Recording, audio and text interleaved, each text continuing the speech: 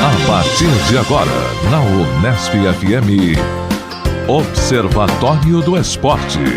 O programa que dá bola a todas as modalidades esportivas.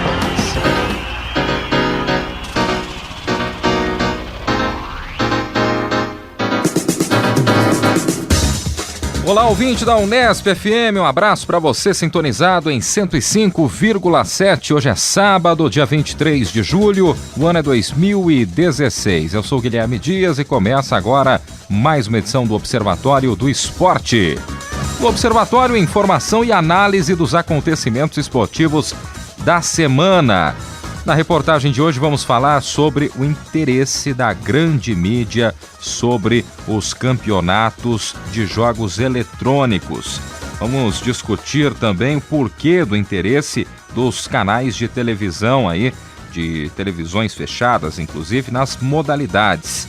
Entrevistamos o professor da FATEC, Álvaro Gabriele Rodrigues, a pesquisadora da Universidade Federal do Paraná, Larissa Jensen, o comentarista da ESPN, Pedro Falcão, e o comentarista do esporte interativo, Luigi Matarazzi. Portanto, já vamos falar a respeito deste assunto. Aqui no Observatório, a informação vai além das quatro linhas.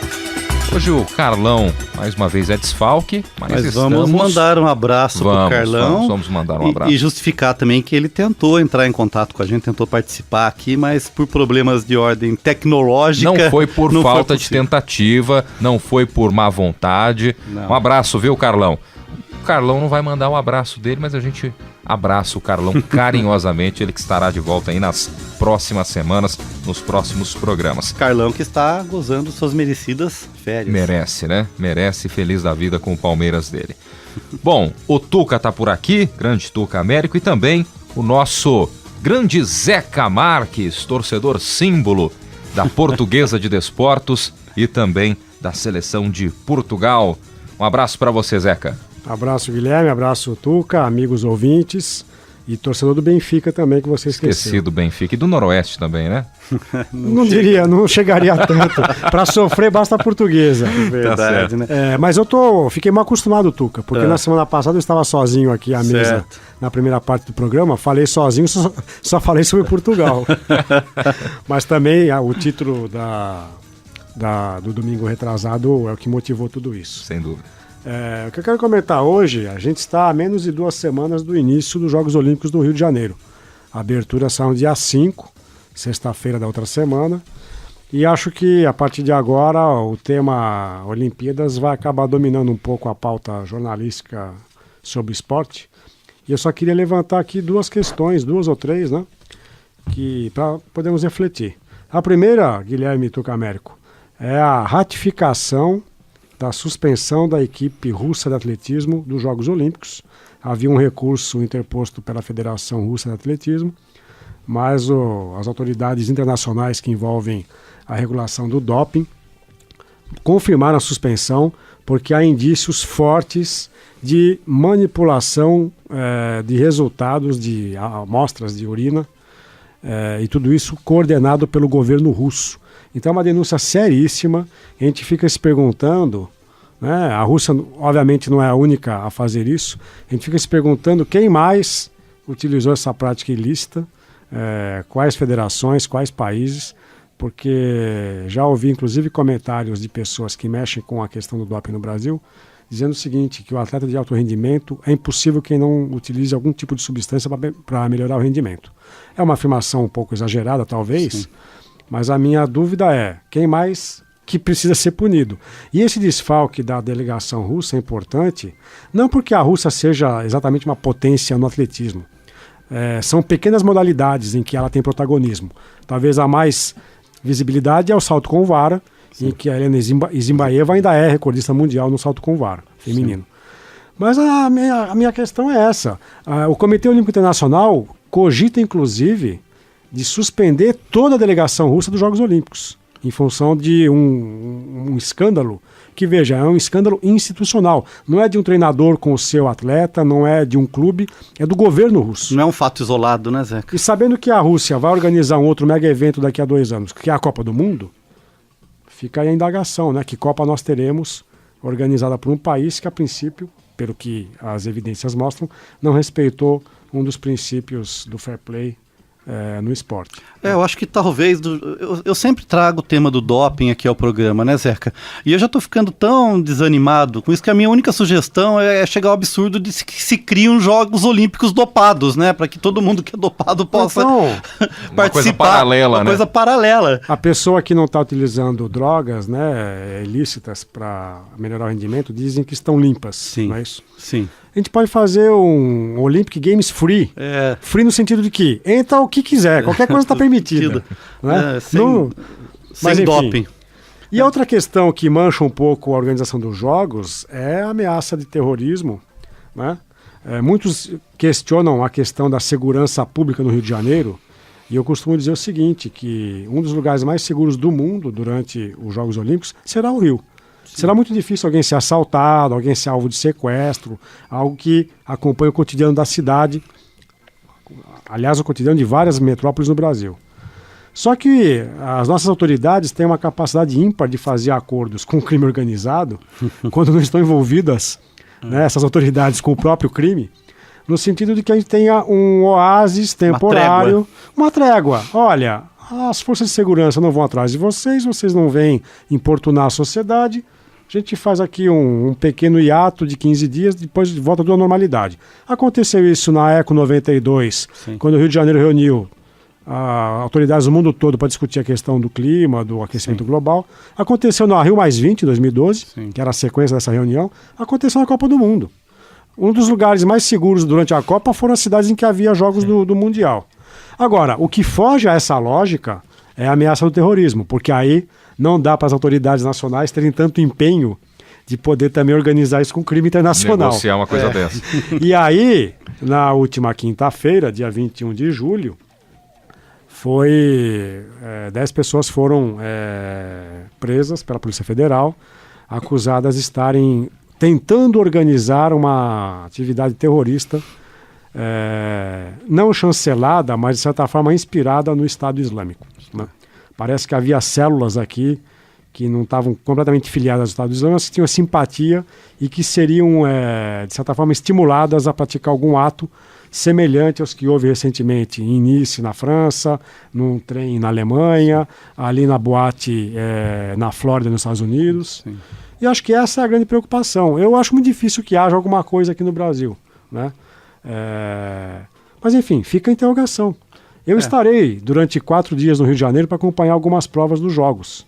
E espero que eu possa voltar depois para contar o que aconteceu. Quais modalidades você escolheu, Zeca? Eu escolhi um jogo de basquete, um jogo de vôlei, a final do futebol de mulheres e 4 provas de atletismo, que eu acho que o meu grande interesse é atletismo. Então eu vou ver a final dos 100 metros rasos masculinos, provavelmente com o Usain Bolt, né? Espero que sim. A final dos 4 por 100, também com a equipe da Jamaica, provavelmente. E a final dos 200 metros, prova na qual o Bolt também deve participar com chance de medalha. E final de salto triplo, quer dizer, algumas provas que eu acho que são interessantes de acompanhar. Né? Bacana. Bem, Zeca, complementando, né, a questão do terrorismo. É sabido que aqui no Brasil, na tríplice fronteira, né, Brasil, Paraguai e Argentina, sempre se soube que há uma célula terrorista que transita por ali, mas não por uma questão de estar planejando atentados na região, mas pela facilidade geopolítica de você se encontrar e por ter uma comunidade islâmica muito presente ali, né? Então eu acho que difícil também, eu acho que não existe interesse real nesse momento, mas não se pode prever, né? A ideia do terrorismo é a imprevisibilidade, né? Mas eu acho que esse acontecimento em Nice na semana passada, ele acaba jogando contra qualquer interesse de ataque terrorista na Olimpíada. Porque isso simplesmente serve para alertar ainda mais as delegações estrangeiras que vêm para cá e para alertar ainda mais as próprias autoridades brasileiras. E o que, como você apontou também, são ataques não coordenados pela célula, mas inspirados pela ideologia. Exatamente. Né? Então acho que isso também tem que ser levado em consideração. Eu queria retomar a questão do doping, né? Que... por um lado, é muito triste você não ter a equipe russa de atletismo. Mas, por outro lado, quando se param tantas suspeitas, né, e que parece que vão ser comprovadas, não seria justo também Né? Você colocar atletas turbinados pelo doping é competir com aqueles que estão fazendo o seu trabalho de forma limpa, íntegra e honesta. Então, a suspensão, a princípio, é só para a equipe de atletismo. Mas existe uma possibilidade... Mas já houve queixas na natação, sim, de nadadores dizendo que não querem correr com um nadador russo na piscina, porque ele também eventualmente vai estar tendo ingerido substâncias dopantes. Sim. E a Rússia é uma potência olímpica. Claro. Né? Eu não diria que no atletismo ela seja tão potência assim, mas é uma potência olímpica em diferentes modalidades. No atletismo, em algumas provas apenas. Né? E o que eu acho também, fazendo uma previsão aqui com a minha bola de cristal, que nos próximos anos nós vamos ter muitas medalhas caçadas. Sim. Com certeza. Né, que vão se comprovar, uma vez que as amostras são recolhidas e armazenadas para futuros novos testes, né, que identificam substâncias que anteriormente não eram detectadas. Então acho que a chance que a gente tem de medalhas caçadas estão muito grandes num futuro muito próximo. Bom, por último, um abraço de novo para o Carlão, porque ele é que nos sugeriu esta pauta, sugeriu para o Tuca. E desta vez o Tuca tem outros temas, eu vou apenas levantar a bola para você, Tuca Américo. Claro, vamos lá. O Carlão nos mandou uma matéria do UOL, publicada também no dia 21 de julho, aliás, no dia 20 de julho, quarta-feira, dizendo que o presidente da Argentina, o Maurício Macri, suspendeu aquela iniciativa, o Futebol para Todos, da presidente anterior, a Cristina Kirchner, fazia com que todos os jogos do futebol argentino, de diferentes divisões, fossem exibidos em TV aberta gratuitamente para o telespectador. Isso foi suspenso e cria-se agora uma polêmica, porque a princípio era uma medida até positiva, interessante, mas a matéria do UOL mostra que os clubes queriam isso, Tuca Américo, porque os clubes estavam deixando de arrecadar nos contratos com as televisões e também com as TVs fechadas, né? Que eles estavam deixando de arrecadar e, segundo a própria matéria, há muitas denúncias de contratos ilícitos firmados pela Cristina Kirchner. Né, e de corrupção do próprio governo na oferta desses jogos, além daquilo que você já comentou, que eles tinham um espaço para publicidade obrigatória, sim, que era a publicidade estatal. Sim. E uma das questões aqui é que o Macri queria abrir essa publicidade para o meio privado. Sim. Mas você que acompanhou de perto isso quando fez o seu pós-doc em Buenos Aires, queria saber o que você pensa a respeito.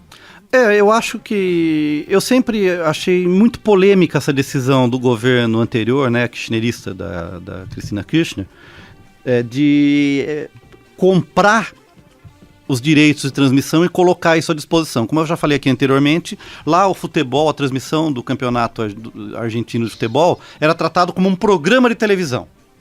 Né? E ele era exibido, veiculado pela TV pública, e qualquer emissora pública ou privada poderia veicular esse programa. Só que como ele estava caracterizado como programa, você tem que levar o pacote inteiro, ou seja, um programa com abertura, com o nome do torneio, né? Eu já falei aqui, um dos nomes de um ano foi Torneio Néstor Kirchner, e no outro ano Cruzador Belgrano, que foi um daqueles barcos que foi afundado pelo exército inglês na Guerra das Malvinas. Então já tem um caráter... Para a Marinha Inglesa, né? Para a Marinha Inglesa, isso. Na Guerra das Malvinas, desculpa. Tá? Então... A não ser que o míssil tenha partido da Grã-Bretanha, né? Não, partiu ali de uma fragata britânica, com certeza. Né? Mas o que acontece? Então você tinha que comprar um programa que tinha uma abertura, tinha os seus narradores e tinha a sua própria publicidade, que era publicidade governamental, pública. Então imagina, você pega aqui um programa hoje, né, que o nosso presidente interino Temer comprou o direito do Campeonato Brasileiro, e a Globo tem que passar o Campeonato Brasileiro, mas com todos os comerciais, propagandas do governo interino. Algumas televisões europeias fazem o seguinte: aquilo que é de interesse público nacional, sim, é exibido na TV pública daquele país. Então, por exemplo, jogos da seleção nacional. Vamos imaginar o caso brasileiro. Seleção brasileira de futebol ou de qualquer modalidade joga, isso tem que ser exibido em TV aberta gratuitamente. Sim. Quase sempre pela TV pública, que vai gerar e vai produzir as imagens. O que pode a gente questionar é se uma final do Campeonato Argentino entre River e Boca é algo de interesse nacional. Mas eles têm esse conceito também, tanto que, por exemplo, vamos supor, se determinada emissora pública tivesse o direito de transmissão de uma final de Wimbledon, por exemplo, que um tenista argentino iria participar. Tem que abrir o sinal. Então, teria que abrir sinal, porque seria considerado interesse público. Sim. né? Então isso também eles têm esse conceito bem arraigado. Mas eu acho também que, eu não sei até que ponto é justo o investimento de tanto dinheiro do governo para você gerar um fato político, na verdade. Que o que se queria naquele momento com a Cristina Kirchner era quebrar o monopólio das emissoras fechadas, porque na Argentina não tinha a transmissão aberta antes da TV digital, era esse o grande problema, né? Todo e qualquer jogo de futebol, você teria que pagar ou ter uma assinatura de canal fechado. A matéria disse que era um custo de 430 milhões de reais por ano para o Estado, e os clubes queriam arrecadar 650 milhões por temporada. Então, mas eu fico imaginando, Zeca, levando em consideração o que está envolvido hoje em mercado de futebol, 430 milhões de reais não é nada. Eu acho que isso daí, um Flamengo deve levar isso por ano aqui no Brasil, vai. Pensando assim, para o Estado, de fato, não pesa. Não pesa. Mas é uma despesa que talvez não precisasse existir, não é? Sim, mas eu acho que também você deixa de fomentar o mercado audiovisual das transmissões, os patrocinadores. Isso é ruim para o mercado Mas em geral. Pensando com a cabeça da Cristina Kirchner, 430 milhões de reais, né, são 2 bilhões de pesos por ano. Se isso envolvia publicidade estatal, isso era de graça, era o preço de um café também. Não, e o resultado político que ela teve, ela abriu a transmissão. Exato. Você, quem acompanhava, tinha jogo do Campeonato Argentino todos os dias. E de domingo eram 3, 4 partidas seguidas. Primeira divisão, segunda divisão. Então foi, na verdade, um uso político que ela fez da transmissão do Campeonato Argentino de Futebol. Você está em 105,7 aqui na Unesp FM. Este é o Observatório do Esporte. Tem mais algum tópico aí, Zeca? Zerou? Não, passo a bola mais uma vez para Tucumã. Vamos então. Então vamos lá. Ô Zeca, vou aqui até... Diga. Eu ia levantar uma bola para o Tucumã. Levante. Pois não. Eu fico um pouco em dúvida com relação ao que acontece no vôlei brasileiro. Porque nós estamos nos aproximando dos Jogos Olímpicos e a cada dia a gente percebe um corte de um jogador ou jogadora de vôlei, de um lote que tem lá 20, 30 atletas. A minha pergunta é, não seria mais interessante os técnicos das duas seleções, masculina e feminina, montarem o seu lote de jogadores? São quantos que são convocados? 12. 12 jogadores. Então o meu grupo tem 12. Se alguém se contunde, se alguém vai ser cortado, eu chamo outra pessoa. Porque a gente parte de um lote de 30 e vai cortando aos poucos. Quer dizer, quem sofre o corte à véspera da Olimpíada, acho que é muito penoso. Mas, de certa forma, deve haver uma lógica para eles fazerem isso. Nessa semana a gente teve a Camila Bright se aposentando da seleção feminina de vôlei, inclusive, porque pela segunda vez ela foi cortada na véspera, né? E o Murilo, que se contundiu, foi cortado e também se aposentou da seleção. Então vamos lá por partes, né? Eu acho complicado, eu concordo, Zé. Eu acho que talvez a solução mais fácil seria a organização do campeonato de voleibol abrir um pouco mais, deixar um número maior de atletas que possam ser convocados. Porque 12, para um time, sendo que você vai usar 6, na verdade você tem 7 titulares contando o líbero, né, que no rodízio sai. Podiam abrir para 15 atletas. Abrir para 15, acho que é mais fácil. Tem gente que fala que, inclusive no futebol, né, 18 no futebol, é muito pouco. Né? Claro. Se você tem aí uma contusão em massa, o que já aconteceu, é possível. Não, mas no futebol são 23 para uma competição dessas, né? 18. São 18 nos Jogos Olímpicos. Nos Jogos Olímpicos, tá. isso. Também tem um aumento, né? A Copa, a Eurocopa, a Copa América são 23. Agora, Zeca, eu vou ser sincero, acompanhei tanto a Liga e o Grand Prix, o masculino e o feminino, e realmente aconteceram surpresas. Teve jogadores que se destacaram durante a Liga e que roubaram posições. Né? A Leia, que é líbero, que já tem uma certa idade, tem 32 anos, ela se destacou e jogou muito bem e acabou ocupando o espaço, talvez o conforto, né? Mas então, o conforto da Camila Bright. Faltando um mês para começar a competição, o técnico anuncia os convocados. Isso, 12 ou 15, mas desconvocar que eu acho que é algo nocivo. Eu concordo com você, a gente estava comentando antes da gravação do programa, é um estrago monstruoso na cabeça do atleta, ele se preparou, e principalmente pensando que os jogos acontecem no Brasil. Né? Então imagina, o Murilo, tanto que os 2 que foram afastados, decretaram a aposentadoria da seleção brasileira, não vão mais jogar. E a Camila tem o quê? 27 anos, né? Eu acho que a Camila foi precipitada, mas ela realmente perdeu espaço. Né? Então acho que isso acontece. Outro caso, outra coisa a ser levada em consideração também é a Liga tão próxima aos Jogos Olímpicos. Aí é um problema de calendário que não envolve só o futebol brasileiro então, né? Então o que acontece? Você teve uma competição importante que exigiu muito dos atletas, foi um treinamento, né? E alguns ali mostraram o valor, que estavam mais preparados naquele momento.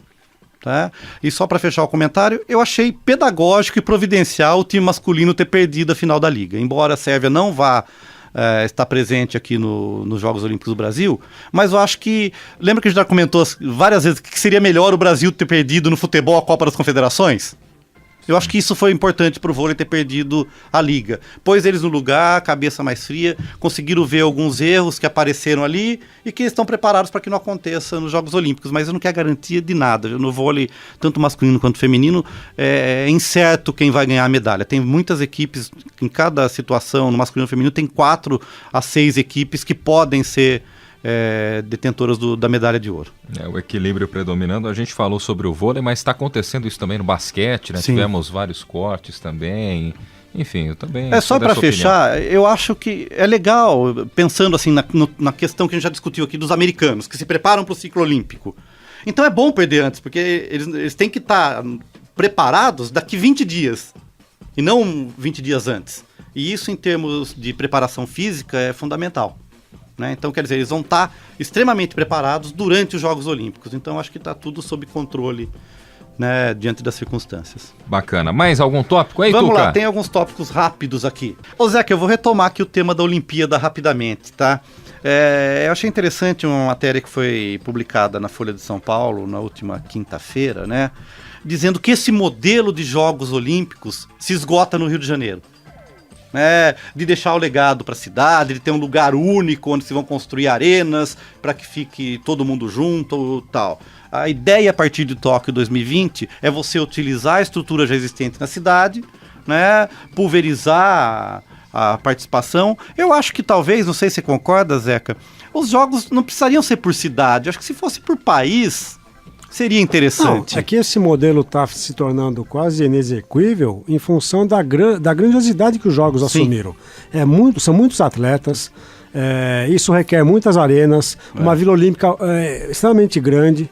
Então eu acho que a gente vai ter que repensar um pouco a questão justamente do tamanho da competição. Sim. Essa ideia de não fazer apenas uma cidade, na prática já acontece. Sim. Porque as partidas de futebol, tanto de equipes masculinas como femininas, vão acontecer em 4 outras cidades. Sim. Brasília, São Paulo, Manaus, Salvador, né? E eu vi uma matéria sobre... São Paulo foi candidata aos Jogos junto com o Rio para 2012, mas São Paulo perdeu antes para o Rio de Janeiro no nosso comitê interno. Local.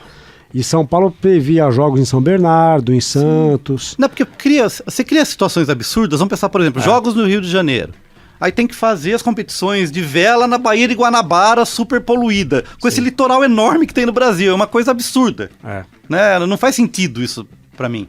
Né? Então o que se busca agora, pelo menos é o que está se noticiando, eu acho que também não tem mais cidade ou país querendo desembolsar tanto dinheiro para organizar os jogos. Então é mais uma questão econômica também. Mas o modelo que eles estão buscando para Tóquio é o que eles chamam de modelo mais sustentável, que se aproveite mais a infraestrutura local e se pulverize um pouco mais as atividades. É lógico que num ambiente hostil em relação à violência, terrorismo, como a gente vive hoje, isso demanda outras coisas a serem pensadas, como a questão da segurança, por exemplo. Se você pulveriza, né, eu acho que é muito fácil você cercar uma Vila Olímpica e fazer a segurança, vira um presídio às avessas. Né? Mas pensando nessa pulverização e usar as estruturas já existentes, é lógico que é muito mais racional e interessante. E para fechar rapidamente, eu queria ouvir o posicionamento de vocês na questão do Zé Roberto, né? Que a Crefisa, que é patrocinadora do time do Palmeiras, fez uma reclamação que ele foi dar uma entrevista. Pensei que era o Zé Roberto do vôlei. Não, Zé Roberto, desculpa, não falei. Saímos, né? então, Zé do vôlei, Roberto, de futebol, Zé Roberto, jogador do Palmeiras, camisa do Palmeiras. Que começou na Portuguesa de Esportes. Isso. Um ótimo jogador ainda, uma forma física exuberante, né? Ele foi dar uma entrevista final no meio do jogo, o assistente lá de marketing da Crefisa deu a camisa limpinha para ele vestir e dar a entrevista, ele meteu a camisa no ombro, deu a entrevista e o patrocinador ficou bravo, né? Então é interessante a gente pensar como o marketing está regendo o comportamento dos jogadores. A gente vê entrevistas nos programas de TV, você vai no Bem Amigos, tá lá, tem que ter a camisa e tal. Mas eu acho legítimo também. A questão não é nem de vestir a camisa ou não, aqui há um protocolo... Há um contrato. Não, mas há um protocolo também de que o jogador não pode aparecer para as câmeras de TV com o torso nu, despido. Ele tem que estar com a camisa vestida, né? Certo. E eu particularmente acho que é uma medida interessante, independentemente de a camisa trazer algum tipo de patrocínio ou não. Mas a gente já falou aqui, nosso programa não tem nenhum problema em falar o nome dos patrocinadores, né? Mas eu acho que para o investidor, no caso do Palmeiras, a Crefisa, é importante vestir a camisa, aparecer, por isso que ela patrocina o time, mas o próprio Zé Roberto, porque eu imagino que parte do salário dele venha dos patrocinadores, inclusive desse da Crefisa. Né? Claro. Então, só para fechar esse tema, eu queria recordar lá atrás, acho que foi no começo do ano, no ano passado, que o Palmeiras já tinha entrado no imbróglio junto também com a Crefisa, porque eles queriam lançar uma camisa retrô da Parmalat.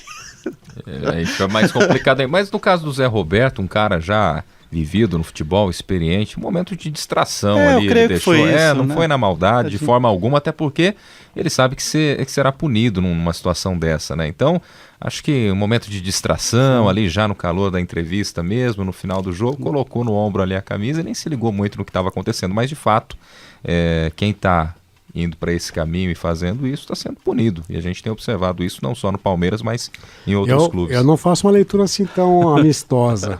Porque se você... Ele deve ter trocado a camisa dele com outro jogador do time adversário. É por isso que ele recebeu uma nova camisa do Palmeiras. Da assessoria? Da assessoria.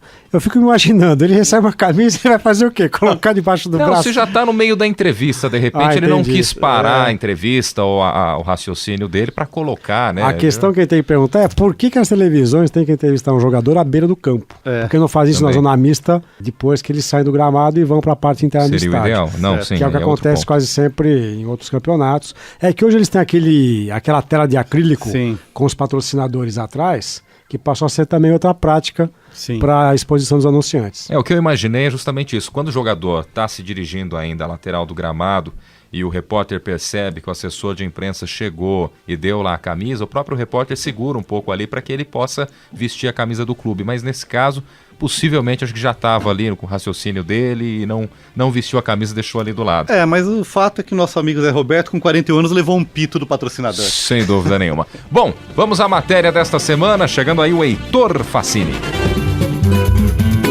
Observatório do Esporte. Confira a reportagem da semana. Um tema em debate.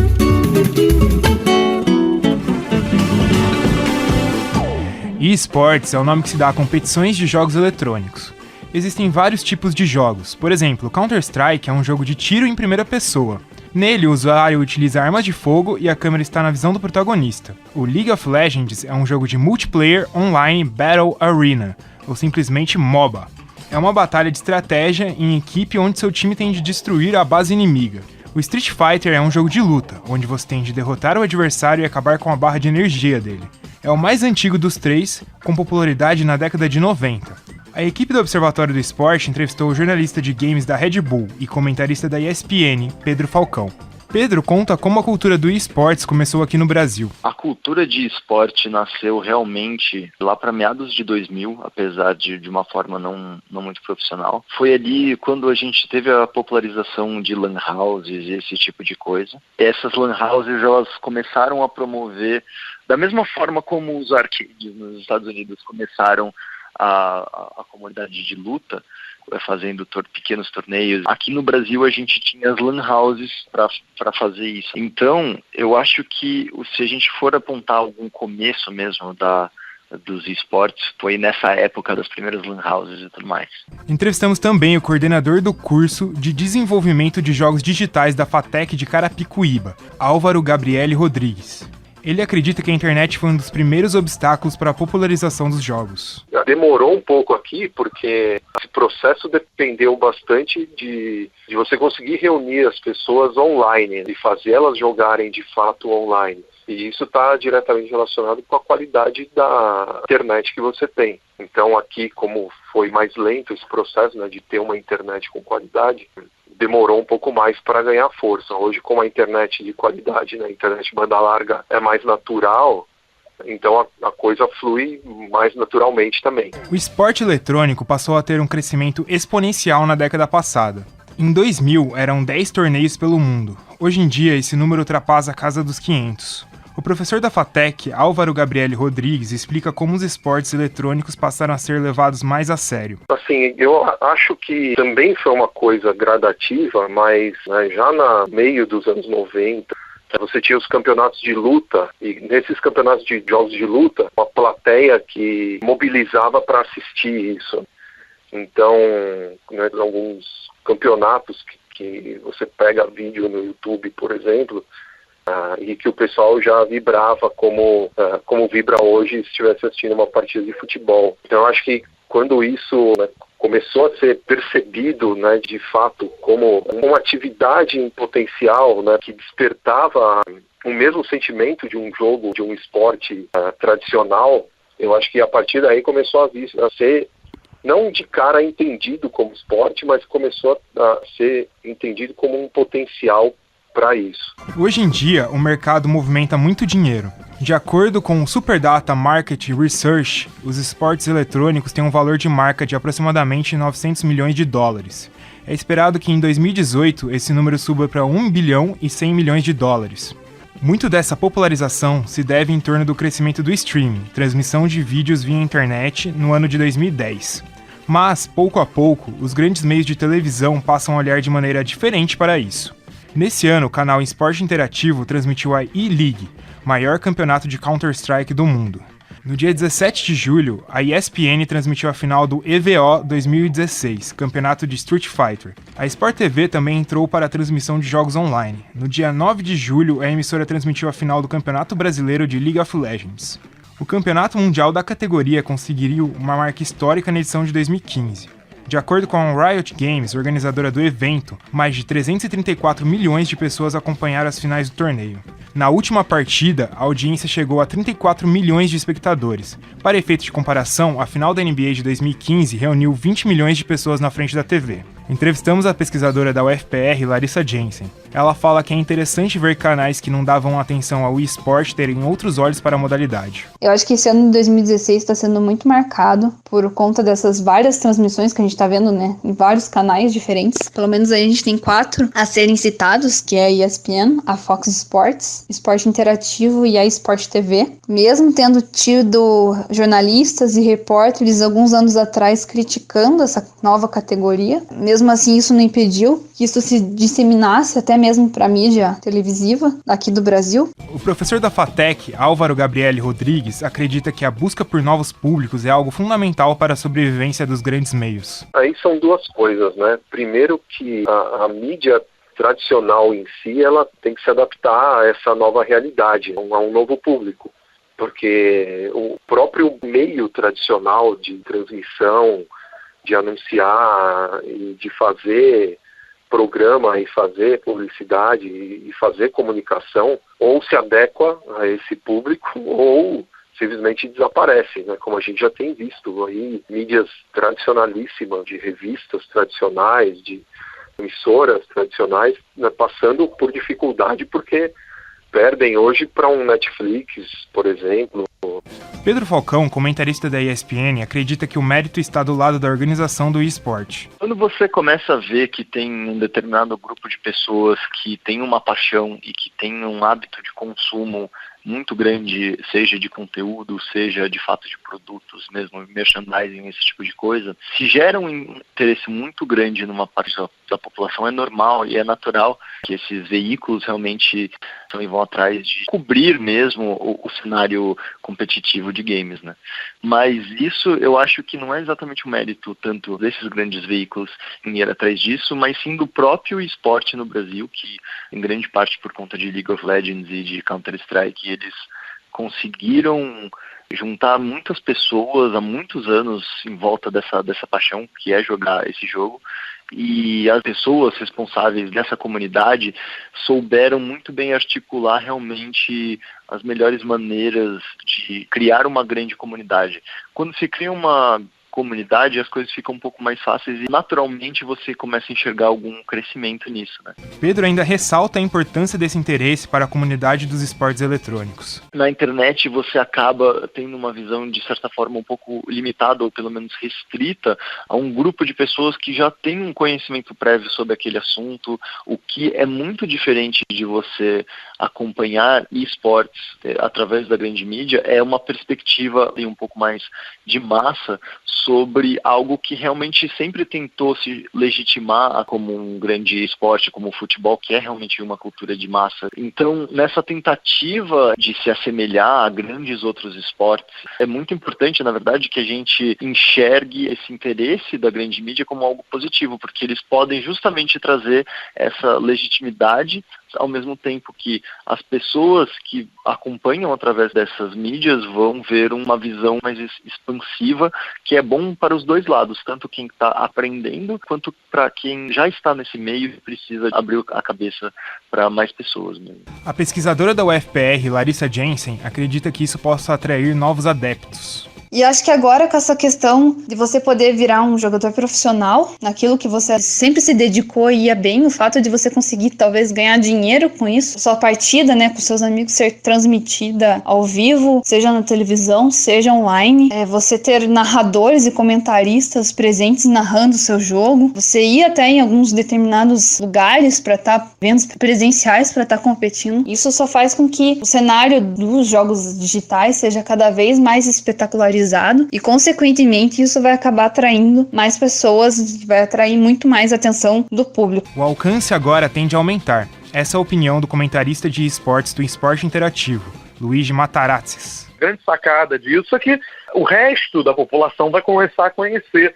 esse mundo dos esportes, né, do mundo dos jogos virtuais, que é muito interessante para todo mundo. Podem se abrir cada vez mais portas, cada vez mais investimentos vão entrar aí por conta dessa cobertura que a mídia vem fazendo na televisão. Então, muito mais gente conhece, porque até então só o público próprio, né, que atua nos esportes, que joga por diversão ou profissionalmente, conhecia esse meio, esse ramo. Luigi participou da transmissão do campeonato de Counter-Strike pelo Esporte Interativo. Ele fala um pouco sobre como é fazer a comunicação para um público não especializado. Na televisão, a gente costuma usar um vocabulário um pouco mais abrangente, onde todos possam entender, porque a gente sabe que a gente está atingindo não só o público-alvo, né, o público do esportes, de fato, o pessoal que joga, como também a gente atinge pessoas que nunca viram um jogo na vida. Então, a gente tem que usar um vocabulário um pouco mais extenso, um pouco mais propício para que todas as pessoas entendam, enquanto na internet é bem focado para a galera que joga mesmo. Pedro Falcão também comentou numa transmissão de esportes pela televisão. Foi na final do campeonato de Street Fighter no último dia 17 de julho. Ele acredita que as competições de jogos eletrônicos passam por um momento importante de sua história. Existe um poder muito grande cultural e social por trás desses acontecimentos, e poder fazer parte desse crescimento e poder fazer parte desse momento incrível, eu acho que é muito importante para mim, e realmente é algo que as pessoas um dia, daqui a 10 anos, 20 anos, a gente vai olhar para trás para esse momento e ver esse momento de virada. Vai ser muito incrível, vai ser muito bom lembrar de tudo isso daqui a alguns anos. Muito bem, vamos aos agradecimentos depois da locução do Heitor Facini, agradecendo o professor da FATEC, Álvaro Gabriele Rodrigues, a pesquisadora da Universidade Federal do Paraná, a Larissa Jensen, o comentarista da ESPN, Pedro Falcão, e o comentarista do Esporte Interativo, Luigi Matarazzi. Conosco o Heitor continua, né? Também chegando aqui a Adriele Silva e a Gabriela Brizotti. A gente começa justamente com a Gabriela. A maioria dos ouvintes não domina esse tema, não conhece muito bem a respeito. Você diria que eu também não domino esse assunto. Mas eu domino um pouco mais que você, só. É? Não, vamos aprender um pouco mais juntos agora. Tem time da Lusa de esportes eletrônicos? Desconheço. Ô, Gabriela, fala pra gente o que você apurou a respeito deste tema, quais foram suas impressões. Um abraço pra você. Um abraço pra você, Guilherme. Antes de eu falar um pouquinho do tema, eu vou mandar um abraço pra um amigo meu, o Max, que ele é da Argentina e ele tá ouvindo o nosso programa diretamente de lá. Então eu vou mandar um abraço pra ele. Então na ausência do Carlos Napolitano, hoje você que fica com os abraços. É só pra ele só mesmo. Só pro Max? Isso. Um abraço, e queria Max. também agradecer ao Gabriel e o Lucas, que eles foram fundamentais pra essa matéria, porque eles ajudaram bastante com fontes pra gente entrevistar, porque eles entendem, eles jogam, então queria agradecer eles. Legal. Bom, agora falando exatamente do tema, eu queria falar que foi bastante interessante entrevistar esses pesquisadores e professores, porque é um tema que eu também não conhecia antes de fazer a matéria, eu só ouvia falar e via na internet. Então, pra gente se inteirar sobre o que tá acontecendo, né? Esses dias eu também tava assistindo esporte interativo e eu vi que tava passando o campeonato, eu parei, aí eu falei, nossa, tá passando videogame. Só que não é videogame, Você né? achou que era seu irmão que tava jogando. Então, já é considerado esporte, não é nem mais videogame, na verdade, também a própria Sport TV, o canal 3 do Sport TV, eventualmente transmite partidas ao vivo de esportes eletrônicos. Então eu queria mesmo fazer, quando falaram dessa pauta, eu achei super interessante. E eu gostei também porque a gente vê que é um esporte que está envolvendo muito dinheiro já, mesmo não é tão novo assim, mas está ficando mais conhecido agora. Já está envolvendo muito dinheiro e tem um público muito grande. Como, por exemplo, na final do campeonato de LoL, do League of Legends, que reuniu mais ou menos 10 mil espectadores no ginásio do Ibirapuera, fora que teve mais um monte de sala de cinema, que as pessoas reuniam para assistir, mais 60 fanfests pelo Brasil inteiro, fora transmissão no YouTube. Que as 10 mil pessoas foram no ginásio do Ibirapuera assistir a final. A gente não tem um público, se somar o campeonato o ano inteiro do Noroeste aqui, a gente não tem 10 mil pessoas. E para você ter ideia, Guilherme, no ano passado a final foi realizada no Allianz Parque, né, e também juntou um público parecido ou maior que esse. Eu posso falar porque meu filho participou da final em excursão, ele viajou com um grupo de ônibus aqui de Bauru, foi participar lá, eu vi as imagens e é muito parecido, Zeca, com... É lógico, guardado as proporções, né? Mas é um espetáculo grandioso, é tipo um Super Bowl, uma coisa que no futebol brasileiro não existe. Então tem os shows de rock, de bandas, tem todo o entorno onde tem os campeonatos de cosplay, as pessoas vão cosplay quando a pessoa vai vestida, né, naquele personagem. Que hoje nós temos esses termos do inglês para justificar o que a gente fazia quando era criança. É verdade, né? Quando eu tinha 5, 6 anos... Você fazia cosplay de quem, Zeca? Fazia do Zorro e do Batman. Eu queria imaginar o Zeca de cosplay Porque do Zorro. Porque era o seguinte, na minha infância passava o Zorro e o Batman na TV aberta. Sim. O que eu fazia? Amarrava uma fralda de pano do meu irmão no pescoço e saía correndo. A capa esvoaçante me lembrava o Zorro e o Batman. Tá certo. Então eu fazia cosplay na década de 70. Será que o... Sem saber que era cosplay. Será que o nosso diretor ia de Sargento Garcia? Ele tem o físico de um role, como diriam os franceses. Tá certo. Então, quer dizer, tem toda... esse espetáculo e um montante em dinheiro, em investimento muito grande, né? E o que dá inveja, para você continuar o comentário, é como é organizado. Aquilo que você desejaria que fosse o comportamento de uma torcida, né, no estádio de futebol, esses jovens se comportam de forma extremamente educada, gentil e organizada nesses eventos. É muito interessante. E uma faixa etária de pessoas que estão ali entre 16 e... Tem alguns mais velhinhos anos. Por aí, os adolescentes. Não, mas acho que de 16 até 28 é considerado jovem. É classificação de jovem. E também por causa desse negócio de esporte, eu também achei interessante porque fala que também tem doping envolvido. As pessoas, elas usam medicamentos e coisas para poder... São chamadas de smart drugs, drogas para ficar mais esperto. Isso, para ficar mais atento ao jogo, se concentrar melhor. E também que necessita de uma preparação física. Apesar de ser um jogo que você joga sentado na frente do computador, você necessita uma preparação física, até para não ter tendinite também, né? Legal, muita gente não tem conhecimento disso, né? Não sabe que de repente o cara tem que estar também bem condicionado para ficar ali jogando, né? Mesmo que uma partida virtual, alguma coisa que foge aí um pouquinho do esporte convencional. Na verdade, Guilherme, se você vê, existem, é muito parecido, eu tenho um artigo sobre isso, e estou desenvolvendo um outro, né? Então tem 2 temas para levantar aí, acho que vou falar o outro posteriormente. O primeiro é a questão de como é a preparação, é um esquema de concentração, esses jovens, eles vivem numa casa, né, como se fosse uma concentração, eles têm técnico, eles têm nutricionistas, tem uma equipe toda por trás, né? Existem patrocinadores que têm interesse nisso. Se você pega, por exemplo, eu acompanhei um seminário que aconteceu na Universidade do Texas, sobre esportes eletrônicos, e os patrocinadores eram NVIDIA, fabricante de placa de vídeo, para melhorar a qualidade dos gráficos, da imagem, né, que a molecada usa para jogar, e Red Bull, aqui não precisa falar RB, Red Bull, que a molecada toma isso para ficar ligadona, ficar esperta, né, acordada de madrugada para jogar. Então, quer dizer, já tem até os produtos dirigidos para esse público especificamente. Essa é uma smart drug permitida? Essa é legalizada. O Heitor tem cara de que joga bastante, acertei, Não, eu Heitor? nunca fui muito adepto de muitos jogos de videogame, tanto jogos eletrônicos assim. Mas só pra complementar, o Pedro Falcão, entrevistado é um jornalista de games que ele escreve pra Red Bull. Então por isso que ele ganhou notoriedade por isso e foi comentarista do campeonato Street Fighter pela ESPN. Uma coisa que eu acho interessante pontuar é que talvez seja uma percepção minha, eu não teria dados para comprovar isso, mas eu acho que essa transmissão de jogos digitais agora, além de envolver muito público, seja uma forma dos canais, principalmente agora de TV fechada, não sei se no futuro seja de TV aberta, conseguir outras maneiras de atrair público, porque tá sendo difícil, eles estão perdendo muito público ultimamente. A TV em si perde muito público ultimamente. E, além de atrair, talvez conseguir ganhar outros públicos, porque é outra coisa que eu me perguntei, porque eu falei até com os entrevistados por isso. O que a pessoa que já acompanha esse mercado de jogos digitais vai ganhar assistindo numa transmissão da TV aberta? A transmissão da TV aberta ela vai ser muito mais generalizada para conseguir ampliar o público dela. Posso acrescentar um dado? Sim. A audiência deste mês da TV fechada no Brasil mostrou que pela primeira vez na história, o Sport TV ficou em segundo lugar no geral. Ficou apenas atrás do Cartoon Network. E ela nunca tinha ficado em segundo lugar. E ficou em segundo lugar por causa da Eurocopa. Sim. Então, de fato, o problema da audiência é crucial para os canais esportivos.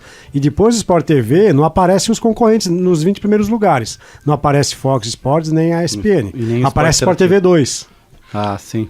E só pra terminar, porque eles conseguem eles têm que falar para um público muito mais geral. Eles não podem falar especificamente para aquele público que acompanha jogos eletrônicos. Aí uma coisa que me falaram é que como se você está transmitindo num canal esportivo uma competição de jogos eletrônicos, isso já dá um caráter muito mais forte de você considerar aquilo um esporte. Dá aquele reconhecimento que eles vêm buscando há muito tempo. E se você pensar, é um mercado que já movimenta muito mais dinheiro do que a maioria dos esportes no Brasil.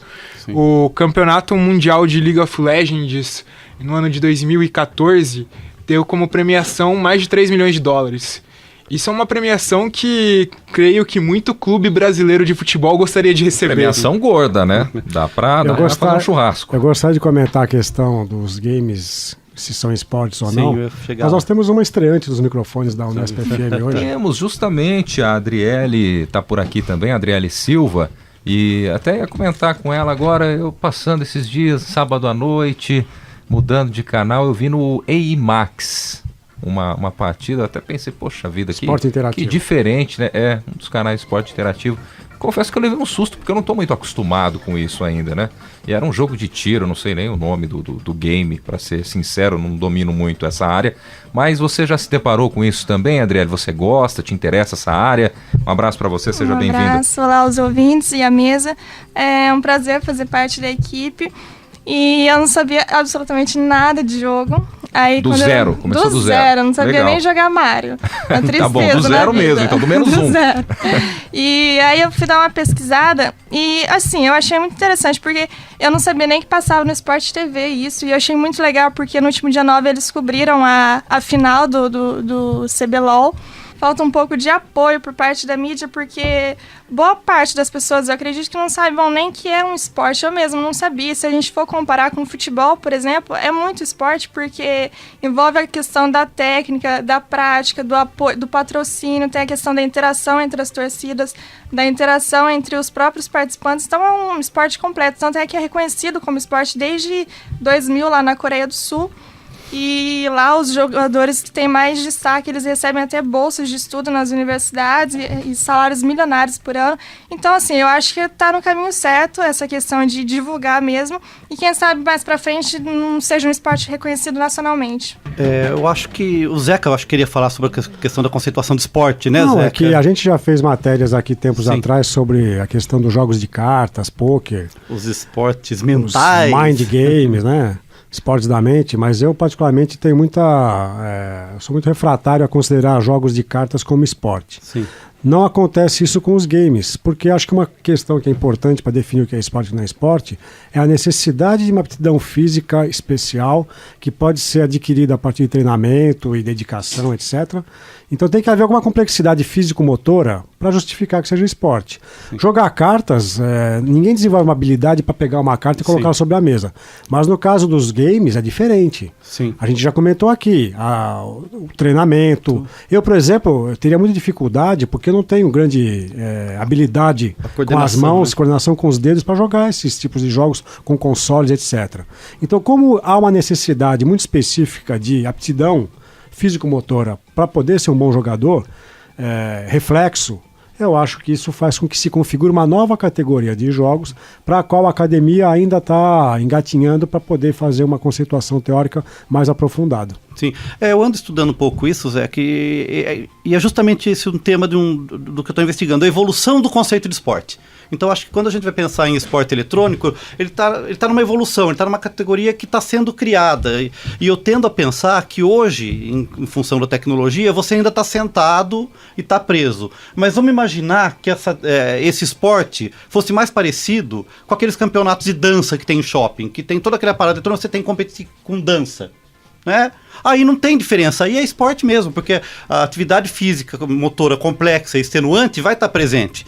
Então acho que a evolução natural é que esses jogadores saiam das cadeiras, né, e tenham espaço como um paintball, né, que eles vão vestir roupas e vão interagir com espada, com tiro, com arma, mas aí a capacidade física, né, vai ser... E motora vai ser determinante. Ao contrário dos organizadores dos torneios de pôquer, existe uma associação brasileira, está afiliada ao Ministério do Esporte. Ao contrário deles, o pessoal dos games não está muito interessado em saber se a gente vai considerar que é esporte ou não. Eles não estão preocupados. Mas o pessoal dos jogos de carta, sim. Porque para eles é importante a afiliação ao Ministério para conseguir verbas, patrocínios, participar de editais. O pessoal do games tem um mundo à parte. Tanto que para eles tanto faz se a gente considera que é esporte ou não. Eu acho que não é nem tanto considerar esporte, é mais para eles conseguirem ser levados mais a sério pela população em geral. Isso vai acontecer inevitavelmente, porque é só uma questão geracional. Né? Por exemplo, quando eu assisto esse campeonato, vejo essas transmissões, é impenetrável. A gente que não joga, que não participa efetivamente, a gente não está alfabetizado nem para entender o que eles estão falando. A gente não entende o que eles estão falando. Né? Mas veja bem, para um Sport TV colocar isso no ar, né? Eu tenho um dado que eu pesquisei, quando eu estava fazendo esse artigo sobre a conceituação de esporte eletrônico, tem o Twitch.tv, que é um canal que transmite isso, tem várias possibilidades de acesso, né? Mas tem muita transmissão ao vivo de jogos. Por acaso, quando eu estava vendo, estava sendo transmitida a Copa América de StarCraft. Tinha 1 milhão de pessoas da América Latina conectadas assistindo um evento via internet. Então pensa bem, 1 milhão de pessoas na América Latina. É muita gente. Né? E o que eu discuto no meu artigo é a criação de um jornalismo especializado que já existe, né, em esportes eletrônicos. Porque ali naquele ecossistema você já tem comentaristas, repórteres, locutores... né? Tem até o que eles chamam, não lembro o nome, do Galvão Bueno dos esportes eletrônicos. Então você já tem todas essas celebridades que participam. E quando você assiste a uma final de um CBLOL, é uma transmissão como se fosse estilo ESPN. Tem cenário, tem bancada. E outra questão, Tuca, é que esse universo dos games tem uma potência fantástica dos agentes que estão envolvidos com o próprio evento. Claro. Fabricantes de produtos eletrônicos, as redes de telefonia e transmissão e de internet. Sim. Você tem citou... um potencial mercadológico monstruoso. Então veja, é a mesma questão que envolve transmissão de televisão, quando a gente tem qualquer tipo de inovação, seja o digital, seja a transmissão X, transmissão Y. Então, o poderio dessas empresas de fabricantes de materiais eletrônicos e de telefonia e internet é o que movimenta o interesse e que legitima, inclusive, a presença desses jogos na nossa sociedade atual. Sim. A minha única preocupação, aí falando como educador físico, é a falta de interesse dos jovens pela prática esportiva tradicional, porque o esporte eletrônico acaba assumindo esse papel, né, que eu acho que ele não cumpre ainda atualmente de forma efetiva. Você substitui a prática esportiva pelo esporte eletrônico. Ainda que seja uma prática indoor, a gente tem outras práticas esportivas indoor mais legitimadas. Sim. Basquete, vôlei. Mas esse é um indoor que é quase um home, né? Um home indoor. É home indoor. É dentro da sala de casa, do quarto que você joga. Porque se de um lado o atleta de esporte eletrônico profissional, ele tem todo esse espaço no entorno dele que ele é tratado como atleta, o menino que joga em casa não, ele tem tudo para virar um sedentário, né? Porque ele não vai se cuidar, inclusive em termos posturais. Então acho que aí pode ter algum problema. Mas com o tempo isso nós vamos ver aí o que vai acontecer, porque é um tema incipiente, está muito no começo ainda para a gente analisar de forma bem aprofundado. E a questão, até vou perguntar para o Heitor, ou qualquer pessoa pode responder também aqui da mesa, né, que acompanha um pouco mais talvez, questão da locução desse tipo de evento, né? Como que funciona? Até você citou agora há pouco, né, Tuca, que tem lá o Galvão Bueno desse tipo de jogo, né? Como é que funciona a locução? Eu tenho certeza que tem ouvinte curioso nesse momento também. O Luigi Matarazzi, que é o comentarista do Esporte Interativo que a gente entrevistou, ele até comenta que a maioria dessas locuções eles fazem baseados em outros esportes, eles se baseiam em outros esportes, eles assistem transmissões de futebol, de basquete, de vôlei, para conseguir basear a locução deles. E o locutor serve também como uma forma de, como qualquer esporte, né? Ele serve para atrair a atenção da pessoa que está assistindo e transformar aquele espetáculo em algo muito mais bonito e legal de se acompanhar. Eu acho que o Guilherme Dias está interessado em o mercado, né? O mercado. Se eu fosse você, começaria... Interessante. Até fiquei animado outro dia que até na narração do gol de Portugal, gol do título, 2 locutores, né? Então, aos poucos a gente vai vendo aí outras áreas, né? Talvez tenha mais sorte uma equipe bauruense de esporte eletrônico do que o nosso pobre Noroeste. Tá certo. E o diretor, hein? Será que o diretor é adepto? Joga alguma coisa? Eu acho que ele jogava Donkey Kong. No máximo ele tá escalando o time no Cartola. Acho que é o contato mais próximo que ele tem. O Pepa também não gosta tanto, Pepa? Tá certo, então. Mas é um tema interessante, realmente. Eu tenho certeza que o ouvinte agora, pelo menos, sabe um pouco mais desse universo, né? Do que acontece nesse universo. Deixa eu dar um último dado, Guilherme, que eu tinha lembrado. Para vocês terem ideia, essa plataforma twitch.tv que transmite as partidas de esportes eletrônicos, e tem mais um monte de coisa lá, celebridades, pessoas que dão dicas, ensinam a jogar. Essa plataforma foi comprada pela Amazon no ano passado por $1 bilhão e 100 milhões de dólares, para vocês terem uma ideia do montante de dinheiro envolvido nesse negócio. Sem dúvida nenhuma. Você, ouvinte do programa que acessa as redes sociais, curta a nossa página no Facebook. O endereço é facebook.com/Observatório do Esporte. Acesse também o blog do nosso programa. O endereço Observatório do Esporte Unesp.blogspot.com.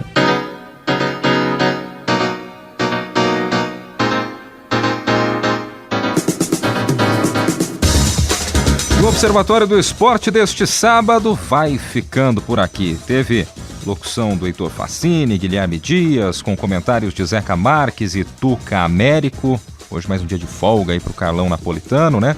Equipe de reportagem: Heitor Fassini, Leonardo Del Sante, Leonardo Guerino, Isaac Toledo, Gabriela Brizotti e Adriele Silva. Direção: Fábio Fleury. Trabalhos técnicos, a produção técnica ficou por conta do Paulo Pepa. O Observatório do Esporte é uma atividade de extensão do GCEF, Grupo de Estudos sobre Comunicação Esportiva e Futebol da Unesp. Para você, um grande abraço, muito obrigado pela companhia, pelo carinho da audiência e até a próxima.